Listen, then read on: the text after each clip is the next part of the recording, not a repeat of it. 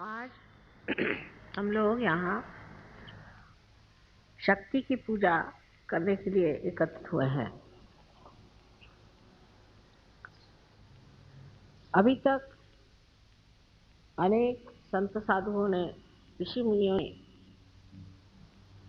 शक्ति के बारे में बहुत कुछ लिखा और बताया है। और जो शक्ति का वर्णन उन्होंने अपने गद्य में नहीं कर पाए, उसे उन्होंने पद्य में किया और उस पर भी इसके बहुत से अर्थ भी जानते हैं। लेकिन एक बात शायद हम लोग नहीं जानते कि हर मनुष्य के अंदर ये सारी शक्तियां सुप्तावस्था में हैं और ये सारी शक्तियां मनुष्य अपने अंदर जागृत कर सकता है। ये सुप्तावस्था की जो शक्तियां हैं उनका कोई अंत ही नहीं, न ही उनका कोई अनुमान कोई दे सकता है, क्योंकि ऐसे ही 35 कोटि तो देवता आपके अंदर विराजते हैं। उसके अलावा न जाने कितनी शक्तियां को चला रहे हैं। लेकिन इतना हम लोग समझ सकते हैं कि जो हमने आज आत्म साक्षात्कार को प्राप्त किया है तो उसमें जरूर कोई न कोई शक्तियों का कार्य हुआ। उस कार्य के बगैर आप आत्म साक्षात्कार को नहीं प्राप्त कर सकते। ये आत्म साक्षात्कार को प्राप्त करते वक्त हम लोग सोचते हैं ये सहज में हो गया, पर सहज में दो अर्थ। एक तो सहज का अर्थ ये भी है कि आसानी से हो गया, सरलता से हो गया, और दूसरा अर्थ ये होता है कि जिस तरह से एक जीवंत क्रिया अपने आप घटित हो जाती है उसी प्रकार आपने आत्म साक्षात्कार को प्राप्त किया। लेकिन ये जीवन क्रिया जो है इसके बारे में अगर आप सोचने लग जाएं तो आपकी बुद्धि कुंठित हो जाएगी। समझ लीजिए ये आपने एक पेड़ देखा, आज इस पेड़ की ओर आप नजर करिए तो आप ये सोचेंगे कि भाई ये फलाना पेड़ है, लेकिन इस पेड़ को इसी रूप में ऐसा ही इतना ही ऊंचाई पर लाने वाली कौन सी शक्ति है? किस शक्ति ने इसको यहाँ पर इस तरह से बनाया है कि जो वो अपने सीमा में रह करके और अपने स्वरूप रूप उसी के साथ चलता रहे। फिर सबसे जो कमाल की चीज है वो मानव मनुष्य जो बनाया गया है वो भी एक विशेष रूप से, एक विशेष विचार से बनाया गया है। और वो मनुष्य का जो भविष्य है वो उसे प्राप्त हो सकता है, उसको मिल सकता है, पर उसकी पहली सीढ़ी है आत्म साक्षात्कार। जैसे कि कोई दीप जलाना हो तो सबसे पहले है कि उसके अंदर ज्योति आनी पड़े। उसी प्रकार एक बार आपके अंदर ज्योति जागृत हो गई तो आप उसको फिर से प्रज्वलित कर सकते हैं या उसको आप बढ़ा सकते हैं, पर प्रथम कार्य है कि ज्योति प्रज्वलित हो और उसके लिए आत्म साक्षात्कार नितांत आवश्यक है। किंतु आत्म साक्षात्कार पाते ही सारी ही शक्तियां जागृत नहीं हो सकती। इसीलिए ये साधु संतों ने और ऋषि मुनियों ने व्यवस्था की है कि आप देवी की उपासना करें। लेकिन जो आदमी आत्म साक्षात्कार को प्राप्त नहीं है उसको अधिकार नहीं है कि वो देवी की पूजा करे। बहुत से लोगों ने मुझे बताया कि वो सप्तशती का कभी अगर पाठ करें और उनका यहोम हवन करते हैं तो उन पर बड़ी आफतें आ जाती हैं और उनको बड़ी तकलीफ हो जाती है और वो बहुत सफर करते हैं। तो उनसे ये पूछना चाहिए कि आपने किससे करवाया? तो कहेंगे कि हमने 7 ब्राह्मणों को बुलाया था, किया, पर वो ब्राह्मण नहीं। जिन्होंने ब्रह्म को जाना नहीं वो ब्राह्मण नहीं है।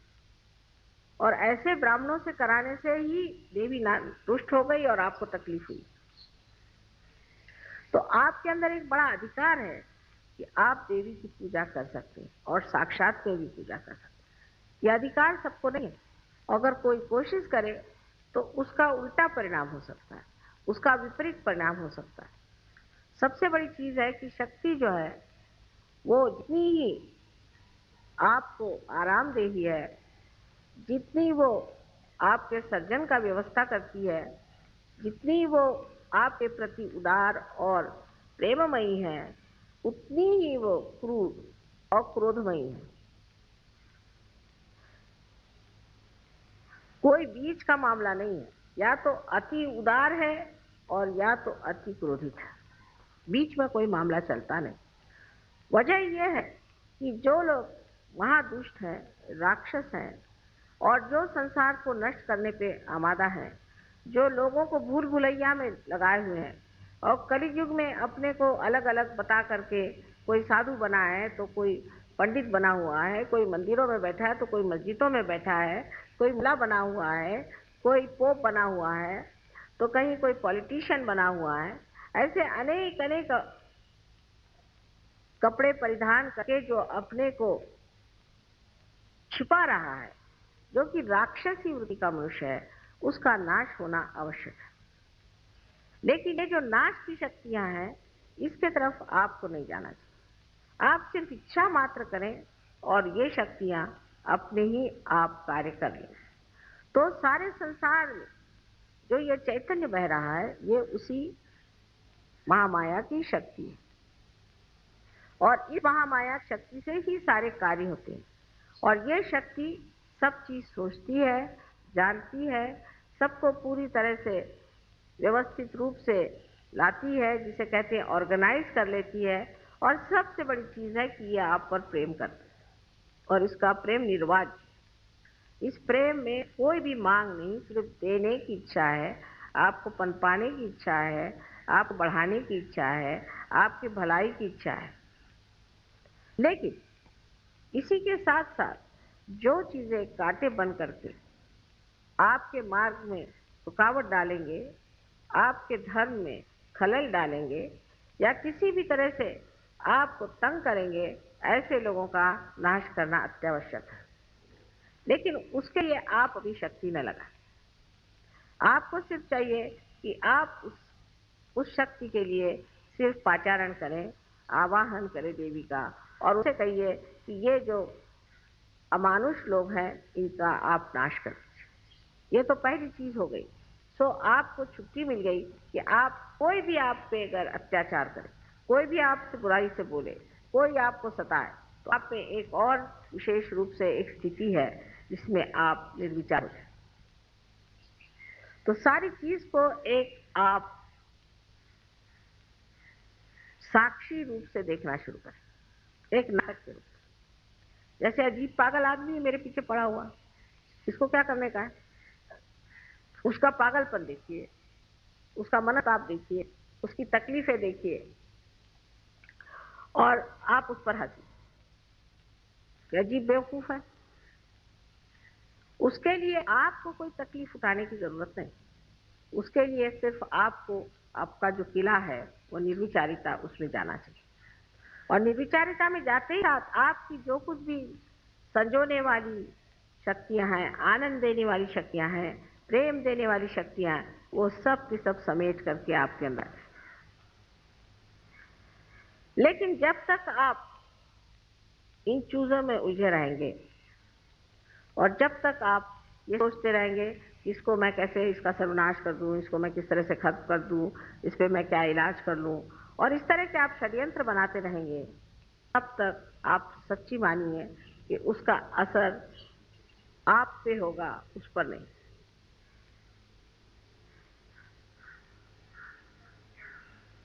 रामदास स्वामी ने कहा है कि अल्पधारिष्ट पाए, माने आपका थोड़ा सा जो धीरज है उसको परमात्मा रखता है।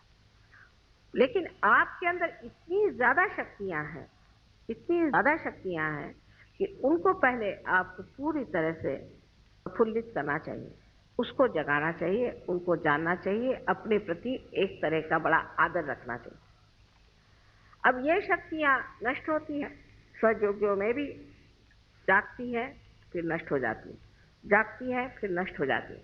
उसकी क्या वजह है? एक बार जगी हुई शक्ति क्यों नष्ट होती?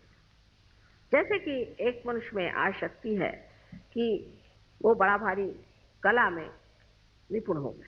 स्वयोग में आने से बहुत से लोग कला में निपुण हो गए, कला के बारे में जान गए, उनमें एक तरह की बड़ी चेतना आ गई, उनका सृजन बहुत बढ़ गया।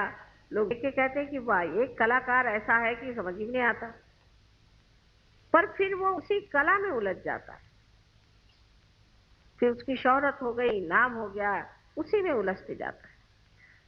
जब वो उलझ जाता है इस चीज में, तब फिर उसकी शक्तियां नष्ट हो जाती हैं, क्योंकि उसकी शक्तियां भी उसमें उलझ जाती हैं। जैसे कि मैंने पहले भी बताया था कि किसी पेड़ के अंदर बहता हुआ उसका जो प्राण रस है, वो हर चीज में, हर पत्ते में, हर डाली पर, हर फूल में, हर शय में घूम घाम करके वापस लौटता है।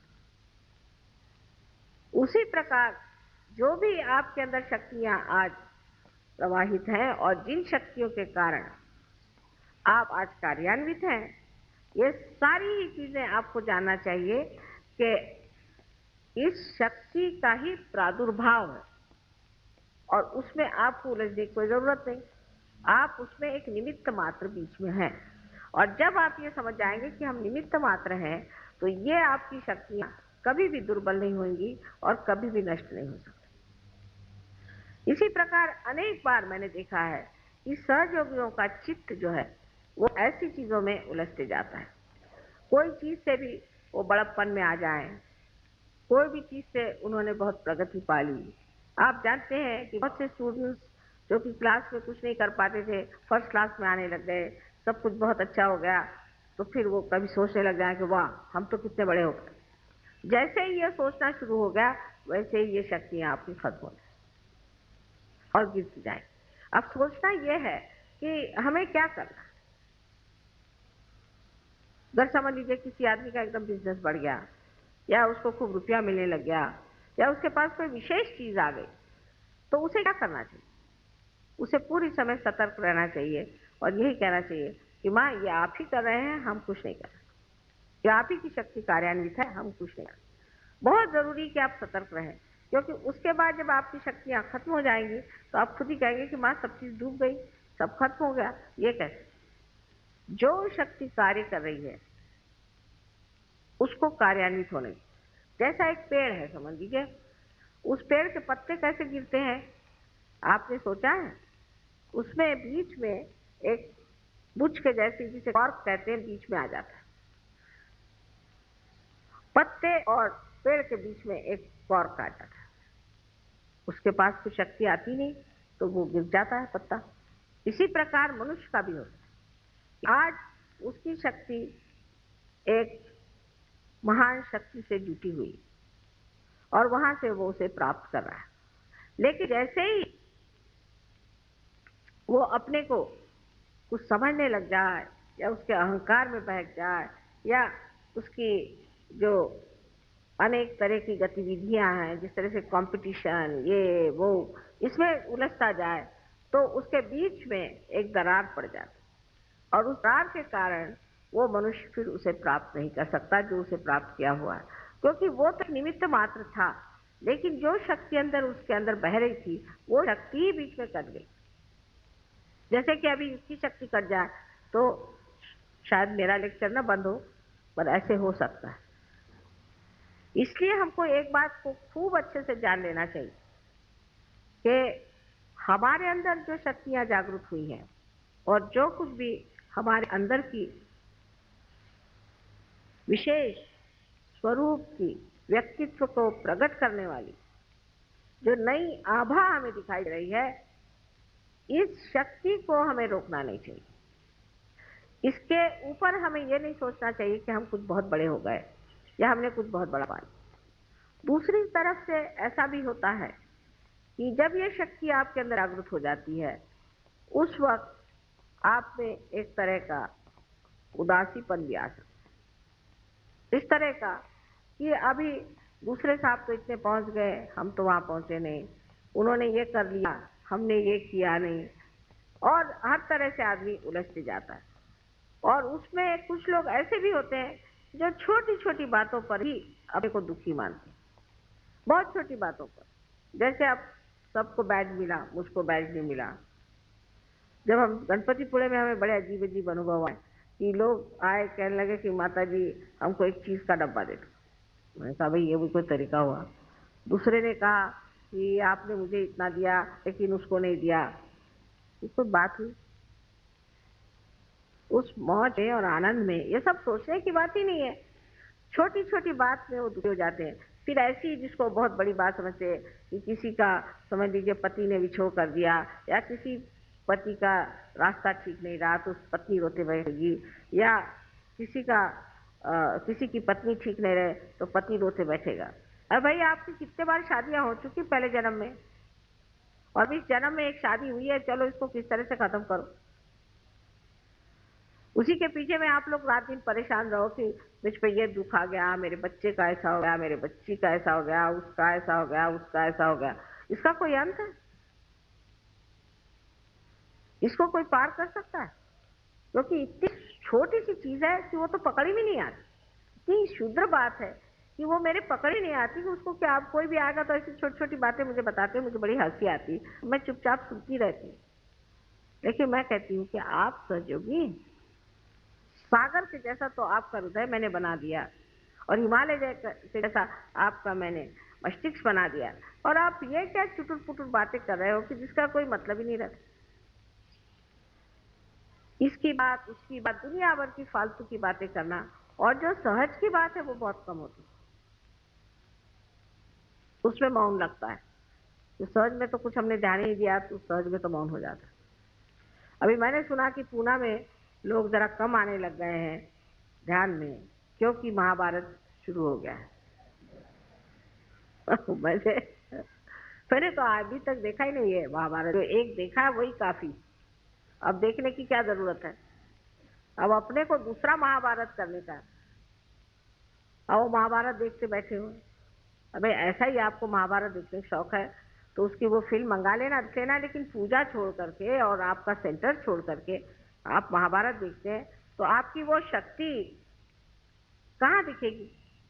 वो महाभारत में चली गई। वो महाभारत होके हजारों वर्ष हो गए, उसी के साथ वो भी खत्म हो गई। तो ये जो मनोरंजन पर भी लोगों का एक बड़ा ध्यान रहता है, किस चीज से हमारा मनोरंजन हो, ऐसा ही हर एक चीज में मनुष्य उलझते जाता है। तो कोई भी चीज अति में जाना ही सहज के विरोध में पड़ती है। जैसे अब म्यूजिक का शौक है तो अब म्यूजिक तो म्यूजिक ही म्यूजिक, फिर ध्यान भी नहीं करने का, म्यूजिक में पड़े, वो मनोरंजन है। फिर कविता में पड़ गए तो कविता में उलझ गए। कोई भी चीज में अतिशयता में जाना ही सहज से विरोध में जाना है। इस बात को आप गांठ बांध के रखें। और दूसरी चीज कि जो हमारी शक्तियां, उनको सम्यक होना चाहिए, तभी हमें सम्यक ज्ञान मिलेगा, माने इंटीग्रेटेड नॉलेज। अगर एक ही चीज के पीछे में आप पड़े रहे और एक ही चीज को आप देखते रहे तो आपको इंटीग्रेटेड नॉलेज नहीं हो सकता है, आपको सम्यक ज्ञान नहीं हो सकता है, आपको एक चीज का ज्ञान होगा। अब जैसे मैंने देखा है कि बहुत सी लेडीज होती हैं, बड़ी पढ़ी लिखी होती हैं, बहुत बड़े से, पर कभी अखबार नहीं पढ़ती, उनको दुनिया में पता ही नहीं कि क्या हो रहा है। उनसे किसी के बारे में पूछिए तो कह ले वो कौन थे हमें पता नहीं। रहे आदमी लोग तो उनका ऐसा है कि उनको सिर्फ ये मालूम है कि कौन सा खाना अच्छा बनता है, किसके घर में अच्छा खाना बनता है, किसके घर जाना चाहिए अच्छा खाने के लिए। खाने के मामले तो हिंदुस्तानी बहुत ही ज्यादा उलझे हुए लोग हैं, बहुत ज्यादा। और औरतें भी ऐसी हैं कि बेवकूफ बनाने के लिए अच्छे अच्छे खाने खिला करके उनको ठिकाने लगाती। इसमें दोनों की शक्तियां उलझ जाती, दोनों। रात दिन ये खाने के बारे में, मुझे आज ये खाने को चाहिए, मुझे आज ये खाने को चाहिए, मैं ये टाइम से खाऊंगा, मैं वो टाइम खाऊंगा, ये करूंगा। उधर औरतें आदमियों को खुश करने के लिए वही धंधे करती रहती। उसमें औरतों की शक्ति भी नष्ट होती है और आदमियों की भी शक्ति नष्ट होती है। इसलिए मैंने ये तरीका निकाला है कि सहज योगियों को सबको खुद खाना बनाना नहीं। और अगर किसी ने कहा कि मुझे ये खाने के लिए तो आप ही बनाइए, हालांकि उसके बाद सबको भूखा ही रहना पड़ेगा, पर कोई हर्ज नहीं। आपको कहना कि अच्छा आपको ये चीज खानी है तो आप ही इसको बना दीजिए तो बड़ा अच्छा रहेगा। फिर आप जब आप बनाना शुरू करेंगे तब आप समझेंगे कि ये चीज़ क्या है। क्योंकि किसी भी चीज़ को टीका टिप्पणी करनी तो बहुत आसान चीज़ है। किसी चीज़ को अच्छा कहना, बुरा कहना बहुत ही आसान चीज़ है। लेकिन वो खुद जब आप करने लगते हैं तो पता चलता है कि ये टीका टिप्पणी हम जो कर रहे हैं ये बिल्कुल बेवकूफ़ी है, क्योंकि हमें कोई अधिकार नहीं। तो इस कदर की छोटी छोटी चीज़ों में भी लोग मुझे आके बताते हैं, मुझे बड़ा आश्चर्य होता है। आप अब साधु हो गए, आपके अंदर सबसे बड़ी जो शक्ति आई है वो ये, आप कोशिश करके, और मैं जो बात कहती हूँ उसकी आपको प्रचिति आएगी। कोशिश करके देखिए, आप जमीन पर सो सकते हैं, आप रास्ते पर सो सकते हैं, आप 10-10 दिन भी भूखे रह जाएं, आपको भूख नहीं लगी। आप कैसा भी खाना है उसे खा लेंगे, आप कुछ नहीं करेंगे। इसमें आप हमारे प्रदेश के सहयोगियों को देखिए, किस हालत में रहते हैं, किस परेशानी में रहते हैं। हमें कुछ वहाँ पर हिंदुस्तानी सहयोगियों ने बताया कि ब्रह्मपुरी में इंतज़ाम इस वक्त ठीक नहीं रहा, लोगों का दिमाग ही खराब हो गया था क्योंकि आप नहीं गए, तो बहुत तकलीफ हुई उनको खाने पीने की और कुछ अच्छा नहीं लगा, ऐसा बताया। तो मैंने उन लोगों से जाके पूछा कि भाई सबसे ज़्यादा तुमको कहाँ मज़ा आया? तो उन्होंने कहा ब्रह्मपुरी में सबसे ज़्यादा मज़ा। तो मेरी कुछ समझ में नहीं आया कि इतनी शिकायतें हुई, क्योंकि ब्रह्मपुरी में क्या बात, कहने वहाँ कृष्णा बहती है, उसके किनारे में बैठो तो लगता है कि माँ जैसी आपकी धारा बह रही। वो सब यही बातें करते रहे, यहाँ ये लोग खाने ही पीने की सोच रहे। इसीलिए जब कभी कभी लोग कहते हैं कि हम लोगों का समर्पण कम है, उसकी वजह यह है कि हम लोग काफी उलझे हुए लोग, हमारे अंदर बहुत पुरानी परंपराएं हैं। यहाँ अनेक साधु संत हो गए, बड़े बड़े लोग हो गए, बड़े बड़े आदर्श हो गए, और उन आदर्शों के वजह से हमें मालूम है कि अच्छाई क्या है, बड़ी क्या है। लेकिन उसके साथ ही साथ हमारे अंदर एक तरह की ढोंगी वृत्ति आ गई कि हम ढोंग भी कर सकते। कोई भी आदमी अपने को राम कह सकता है, कोई भी आदमी अपने को भगवान कह सकता है, कोई भी आदमी अपने को सीता जी कह सकता है। ये ढोंगीपना की हमारे यहाँ बड़ी भारी शक्ति है। एक साहब ने मुझे कहा कि देखिए वो तो भगवान है। मैंने कहा कैसे? वो कहते हैं भगवान है, ये फॉरेन, वो भगवान कहते हैं। मैंने उसको कहने में क्या लगता है, ऐसे कैसे कहेगा कोई कि मैं भगवान हूँ? मैंने कहा कह रहे हैं वो भगवान है, लेकिन उसके कुछ तरीके होते हैं। जो आदमी फूल को नहीं छू सकता वो भगवान कैसे हो सकता? हाँ ये तो बात है। तो मैंने कहा कि कैसे, पर वो क्यों कह रहे थे, वो ऐसा क्यों कह रहे? मैंने कहा क्योंकि वो आप नहीं, वो यही नहीं समझ सकते कि लोग इतना सफेद झूठ इतने जोर से कह सकते। या किसी के लिए कहते हैं पर वो उसको रुपया ही चाहिए ना, ठीक है वो रुपया लेता है, लेकिन हमको तो वो आध्यात्मिक देगा, तो क्या हर्ज है, हमें तो आध्यात्म लेना है, लेने दो रुपया, रुपये में क्या रखा है, रुपया दे दो उसको, रुपये में क्या रखा हुआ है? आध्यात्म को पाने की बात है, आध्यात्म वो हमें दे रहा है तो हम उसे रुपया दे रहे हैं, रुपये में तो कोई खास चीज होती नहीं। ये उनकी तैयारी आज हो गई है, वो हमारे अंदर तैयारी अभी तक हो नहीं पाई। इसके लिए क्योंकि हमारे सामने आदर्श बहुत अच्छे हैं, महाभारत है, राम है, ये है, वो है, और हम उसी कीचड़ में बैठे हुए। अगर कोई कीड़ा कहे कि मैं कमल हो गया तो हो नहीं सकता, और उसको कमल बना भी दिया तो भी ढंग वही चलेगा। इसलिए यह समझ लेना चाहिए कि हमारे अंदर जो इतनी ऊंची ऊंची बातें हो गई हैं, और जिसे हम सारी तरफ से पूरी तरह से हम ढके हुए, और इसके कारण हम लोग बहुत ऊंचे भी हैं, लेकिन जब तक हम अपने को ये न समझे कि हमें वही होना है जो हम देख रहे हैं, इस मामले में हमारे अंदर आंतरिक इच्छा हो, ऊपरी नहीं, अंदर से लगना चाहिए। क्या हमने उसे प्राप्त किया? क्या हमने अपने ध्येय को प्राप्त किया? क्या हमने उसे पाया है? उससे हमें पाना है। इस मामले में ईमानदारी अपने साथ करनी, और जब तक ईमानदारी नहीं होगी तब तक शक्ति आपके साथ ईमानदारी नहीं कर सकती। ये आपका और अपना निजा संबंध है। अनेक तरह से आप अपने को पड़तालिए और देखिए कि हमारे अंदर ये शक्तियां क्यों नहीं जागृत हो सकती, क्यों नहीं हम इसे पा सकते? कारण हम खुद ही अपने को एक तरह से काटे चले जा रहे हैं। तो किसी भी तरह की ढोंगी वृत्ति का सहयोग में स्थान ही नहीं। हृदय से आपको महसूस होना चाहिए, हर एक चीज को हृदय से पाना चाहिए, अपने अंतर आत्मा से उसे जानना चाहिए। उसके लिए कोई भी ऊपरी चीज, कोई है तो मुस्कुराते बैठे रहेंगे, कोई जरूरत है मुस्कुराने की, कोई है कि बड़े गंभीर होकर बैठे रहेंगे, ये नाटक करने की कोई जरूरत नहीं। जो आपके अंदर भाव है वो बाहर आ रहा है, उसमें कौन सा नाटक करने, उसमें कौन सी आफत करने की है। जो हमारे अंदर भाव है वही हम प्रकटित कर रहे हैं, क्योंकि हमारे अंदर जो भाव है वो इस शक्ति से बहता हुआ बाहर चला रहा है और उसी को हम प्रकटित कर रहे हैं।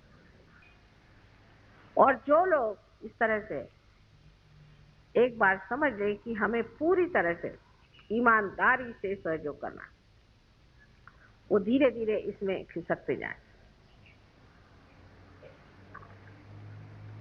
जिस तरह से वहां पर मैं लोगों में देखती हूँ आत्मसमर्पण, उसमें मैं ये जरूर कहूंगी कि उस आत्मसमर्पण के पीछे में एक बड़ी भारी कमाल, और वो कमाल ये है कि वो सोचते हैं कि सिर्फ हमारा कल्याण आत्मिक ही होना चाहिए, हमारा आत्मिक कल्याण होना चाहिए, और कोई भी बात वो नहीं सोचते। सहयोग लाभ अनेक है, आप जानते हैं, इससे तंदुरुस्ती अच्छी हो जाएगी, आपको पैसे अच्छे मिल जाएंगे, आपकी नौकरी अच्छी हो जाएगी, आपका दिमाग ठीक हो जाएगा, आपके बच्चों का भला हो जाएगा, और दुनिया भर की चीजें जितनी भी आप जिसको आप संसारी कहते हो जाएंगी, और दूसरे भी आपका नाम हो जाएगा, शोहरत हो जाएगी, जिनको कोई भी जानता है वो तक उनका नाम हो जाएगा, वो तक लोग जानेंगे, सब कुछ होगा। लेकिन हमें क्या चाहिए? हमें तो अपनी आत्मिक उन्नति के सिवाय और कुछ नहीं। हम सिर्फ आत्मिक उन्नति पाते। जब वो आत्मिक उन्नति मनुष्य में हो जाती है, तब मनुष्य सोचता ही नहीं इन सब की, उसके लिए सब कब पदार्थ है, सारी लक्ष्मी उसके पैर धोए, उसके लिए वो कब पदार्थ है। कोई भी उसके लिए चीज ऐसी नहीं है कि जिसके लिए वो लालायित हो या परेशान हो, इस कदर वो समर्थ हो जाता है। अगर है तो है, नहीं है तो नहीं, मिले तो मिले, नहीं है तो नहीं। ये जब अपने अंदर ये स्थिति आ जाए, मनुष्य स्थिति पे आ जाए, तब सोचना चाहिए कि सहयोगियों ने अपने जीवन में कुछ प्राप्त किया। जब तक ये स्थिति प्राप्त नहीं होती तो आपकी नाव डामाडोल चलती रहेगी, और आप हमेशा ही कभी इधर तो कभी उधर घूमते रहेंगे। पहले अपने को स्थापित करने की जो महान शक्ति आपके अंदर है वो है श्रद्धा। उस श्रद्धा को हृदय से जानना चाहिए और उसकी मस्ती में रहना चाहिए, उसके मजे में आना चाहिए, उसके आनंद में आना चाहिए। तो जो ये श्रद्धा की आह्लाददायी शक्ति है, उस आह्लाद को लेते रहना चाहिए, उस एक्सटेसी में रहना चाहिए, उस सुख में रहना चाहिए। और जब तक मनुष्य उस आह्लाद में पूरी तरह से घुल नहीं जाएगा, उसके सारे जो कुछ भी प्रश्न हैं, प्रॉब्लम्स है, वो बने ही रहेंगे, बने ही रहेंगे। क्योंकि प्रॉब्लम्स वगैरह सब माया है, ये सब चक्कर है। अगर किसी से पूछे तुम्हें क्या प्रॉब्लम है, तो मुझे 100 रुपये मिलना चाहिए, तो मुझे 50 रुपये मिले। जब 100 रुपये मिले तो क्या प्रॉब्लम है, मुझे 200 रुपये मिलने चाहिए, तो मुझे 100 ही रुपये मिलते, वो तो खत्म ही नहीं हो रहा। फिर दूसरा क्या प्रॉब्लम है कि मेरी बीवी ऐसी है, फिर तुम दूसरी बीवी कर लो, वो भी ऐसी है, तीसरी आई वो भी ऐसी। तो आपके प्रॉब्लम्स नहीं खत्म हो रहे, क्योंकि आप स्वयं इनको नहीं खत्म कर रहे हैं। ये सबको खत्म करने का तरीका यही है कि अपने श्रद्धा से आप अपने आत्मा में जो आनंद है उसका रस लें, और उसी रस में रमा रहे। आखिर सारी चीज है ही हमारे आनंद के लिए, लेकिन जब तक हम उस रस को लेने की शक्ति ही को नहीं प्राप्त करते हैं, तो क्या फायदा होगा। ये तो ऐसा ही हुआ कि एक मक्खी जा करके बैठ गई फूल पर और कहेगी कि साहब मुझे तो कुछ मधु नहीं मिला। उसके लिए तो मधुकर होना चाहिए। जब तक आप मधुकर नहीं होंगे तो आपको मधु कैसे मिले। अगर आप मक्खी बने रहे तो आप तो इधर उधर ही भिनकते रहेंगे, लेकिन जब आप स्वयं मधुकर बनाएंगे तो आप कायदे की जगह जा करके जो आपको रस लेना ले करके मजे में पेट भर के और आराम से आनंद से रहें। यही सबसे बड़ी चीज सहयोग में सीखने की, कि हमारा चित्त पूरी तरह से एक चीज में डूबा रहना चाहिए, और वो है आत्मिक हमारी उन्नति होनी चाहिए। पर उसका मतलब ये नहीं कि पूरी समय अपने को बंधन देते रहो, या पूरी समय आंखें बंद करके और जैसे मराठी में कहते हैं शेंडी बांधू, उसकी कोई जरूरत नहीं। सर्वसाधारण तरीके से रोजमर्रा के जीवन को कुछ भी न बदलते हुए जैसे आप हैं वैसे ही उसी दशा में आपको चाहिए कि आप अपने अंदर जो हृदय में आत्मा है उसके रस को प्राप्त करें। जब उसका रस झरना शुरू हो जाता है तो आप ही में कबीर बैठे हैं, और आप ही में नानक बैठे हैं, और आप ही में सारे बड़े बड़े जितने संत साधु हो गए, तुकाराम, नामदेव, एकनाथ, सब आप ही लोगों में बैठे। और उनको इतना विचारों को कोई बताने वाला भी नहीं था, उनको संभालने वाला भी नहीं था, उनके संरक्षण के लिए कोई नहीं था। ये सब आपको प्राप्त है। आप तो अच्छी छत्र छाया में बैठे हुए, तो भी अब आप उस छत्र छाया में बैठ करके एक अपनी भी छत्र खोल लेते हैं और उसके बारे में फिर चर्चा करते हैं, तो इससे तो आपकी शक्तियां कम हो ही जाएंगी। इस पर हमें गौर करना चाहिए कि हमारी कितनी शक्तियां, और हमारे अंदर कितनी शक्तियां हमने देखी और वो कैसे कार्यान्वित हो। आप जो चाहे सो सकते, जो जे वांछिल ते रोला, जो आप इच्छा करेंगे वो आपको मिलेगा। लेकिन आपकी इच्छा ही बदल जाएगी, आपके तौर तरीके ही बदल जाएंगे। जैसे आज अब कोई महाभारत नहीं देखने को रुकेगा, क्या सोचेगा, अरे बाप रे, आज माँ का इतना समय बंधा हुआ है, माँ स्वयं आ रही है, पूजा का मौका है, सारी दुनिया से लोग दौड़े आएंगे। अब बाहर अमेरिका से अभी मैं जा रही हूँ, तो कहा एक दिवाली पूजा जरूर करना, उसके लिए मेरे ख्याल से सारे ब्रह्मांड से लोग वहां पहुंच जाए। लेकिन यहाँ कलकत्ते से भी लोगों को आने मुश्किल हो जाती है, कलकत्ते से भी। और साक्षात हम बैठे हुए हैं, ऐसे ऐसे लोग हैं कि जो बिल्कुल आसानी से आ सकते, अपने काम के लिए 10 मरतबा दौड़ेंगे, लेकिन इसको नहीं समझते कि कितनी महत्वपूर्ण चीज है, इसका महत्व नहीं समझ पाते, क्योंकि श्रद्धा कम। वो कहते जब हम रिटायर हो जाएंगे तब आएंगे, सुविधा के साथ। रविवार के दिन करिए, पर एक दिन उससे पहले छुट्टी होनी चाहिए, नहीं तो बाद में छुट्टी होनी चाहिए। अब ऐसे रोने सूरत लोगों के लिए क्या सहयोग है?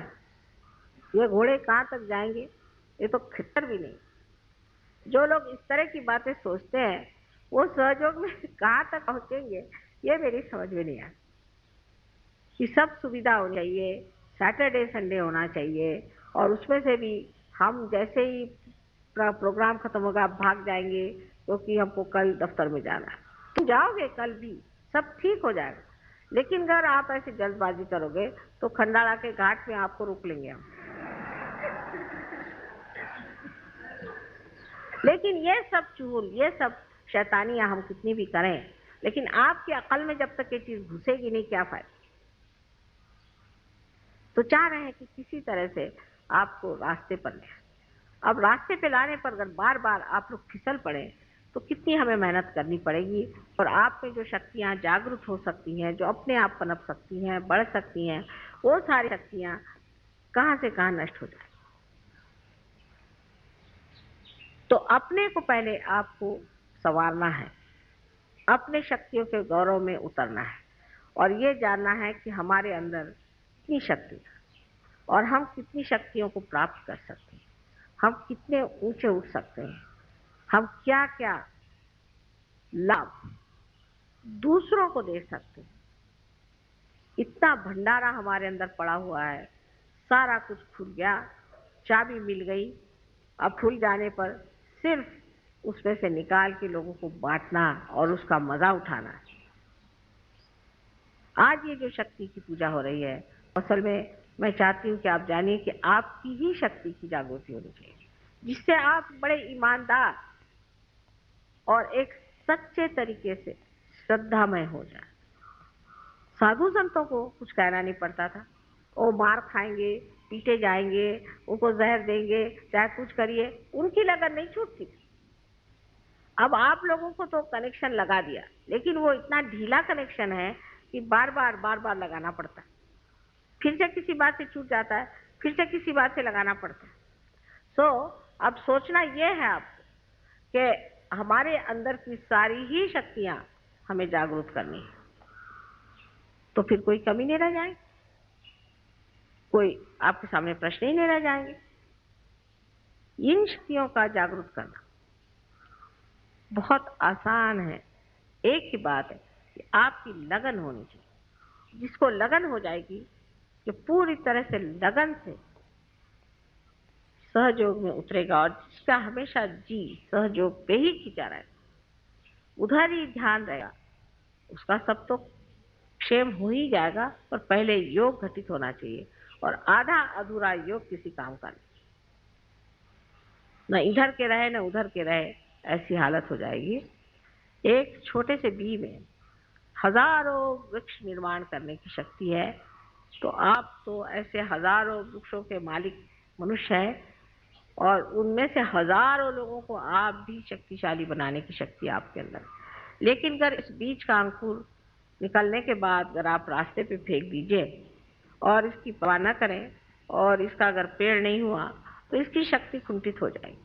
तो अपने लिए पूरी तरह से आप इसका अंदाज करें कि हम क्या हैं और हम क्या कर रहे हैं और कहाँ तक हम पहुँच सकते हैं। इसे आपस के झगड़े, छोटी छोटी क्षुद्र बातें, ऐसी चीजें जो कि रास्ते पर के लोग भी न करें, असभ्यता, ये तो अपने आप से ही ढह जाए, वो तो बचने ही नहीं वाले। लेकिन आपका जो स्वयं सुंदर स्वरूप है वो निखर आएगा, और लोग कहेंगे कि ये है एक शक्तिशाली मनुष्य खड़ा हुआ है, एक विशेष स्वरूप का आदमी खड़ा हुआ है, एक महान कोई व्यक्ति है जो कि ऐसा अनूठा उसका सारा व्यवहार है, वो किसी से डरता नहीं, निर्भय है, जहाँ कहना है कहता है, जहाँ नहीं कहना नहीं कहता है। ये आ जाए, बाबा भी आ जाए, फिर बाबा के नाना भी आ जाए, सो हो नहीं सकता। जो आप है उस लायक वो लोग नहीं, वो नालायक। जो नालायक है उनको छोड़ देना चाहिए, उसे क्यों झगड़ा करना। नालायक लोगों से झगड़ा करने को जरूरत, नसीब आपके फूटे जो नालायक से शादी करिए, ऐसा सोचना चाहिए। और नसीब आपके फूटे जो नालायक आपके माँ बाप है। जो नालायक है उनको काहे को जबरदस्ती सहयोग मिलाना और मेरे खोपड़ी पे लादना कि साहब माँ इसको ठीक करो, क्योंकि वो मेरी बीवी है, क्योंकि वो मेरा बाप है, क्योंकि मेरा बाबा, मेरा दादा। मेरा उनसे कोई रिश्ता नहीं बनता। अगर वो सहयोग में नहीं है तो उनको आप नालायकों को बाहर रखिए। जो लायक लोग हैं उनसे रोज दोस्ती करिए, उनके मजे में रहिए, आपको जरूरत क्या है। पर यही बात हम लोग नहीं समझ पाते कि ये दुनियाई रिश्ते ऐसे चलते रहते हैं कि कुछ रखा नहीं। हाँ, अगर आपकी जिसके साथ में संगति है वो आपके साथ उठ सके, आपके साथ चल सके, आपके साथ बन सके तो ठीक, और नहीं तो ऐसे नालायक लोगों को कोई जरूरत नहीं सहयोग में लाने। और मैं देखती हूँ कि बहुत ही नालायक लोग सहयोग में कभी कभी इससे आ जाते हैं, और मेरे बड़ा सरदर्द हो जाता है। आपकी लियाकत थी इसलिए आप आए और आप सहयोग को प्राप्त हुए, आपको आशीर्वाद मिला, आपने बहुत कुछ पा लिया और आगे आप पा सकते हैं। और जो भिखारी हैं उनको देने में क्या अर्थ है, और भिखारी भी है और उसके झोली में छेद भी है, उनको और देने से और क्या फायदा। तो करेला नीम चढ़ा। ऐसे लोगों से रिश्ता रखने की आपको कोई जरूरत नहीं है, उनसे कोई बात करने की जरूरत नहीं, मतलब रखने की जरूरत नहीं, उनको बकने दीजिए। अगर उनका दिमाग ठीक हुआ तो वो आएंगे और सहयोग में उतरेंगे, और नहीं हुए तो आप अपना दिमाग क्यों खराब करते, उससे कोई फायदा नहीं है। ऐसे लोगों के पत्थर के जैसे सर होते हैं, उससे कोई फायदा नहीं होता, वो देख नहीं सकते। तो आज से हम लोगों को सोचना है कि हम एक व्यक्ति हैं स्वयं, और इसे हमने प्राप्त किया है अपने अपने पूर्व जन्म के कर्मों से, तो तुमने बहुत पुण्य किए थे, और इसलिए हम आज स्थान पे बैठे हुए हैं, और इससे भी ऊंचे स्थान पे हम बैठ सकते हैं और जा सकते हैं। तो अपने पीछे में बड़े बड़े इस तरह के पत्थर लगा करके आप समुद्र में मत कूदिए। आपको अगर तैरना आता है तो मुक्त होकर के तैरिए, उसका आनंद उठाए। और अपनी सारी शक्तियों से आप प्लावित हुई। आज मेरा अनंत आशीर्वाद है कि आपके अंदर की सुप्त सारी ही शक्तियां जागृत हो और धीरे धीरे आप इसको महसूस करें और उसके जो अंदर से प्रवाह की विशेष धाराएं बहें, उसके अंदर आप आनंद लूटें। यही मेरा आपको सबको अनंत आशीर्वाद।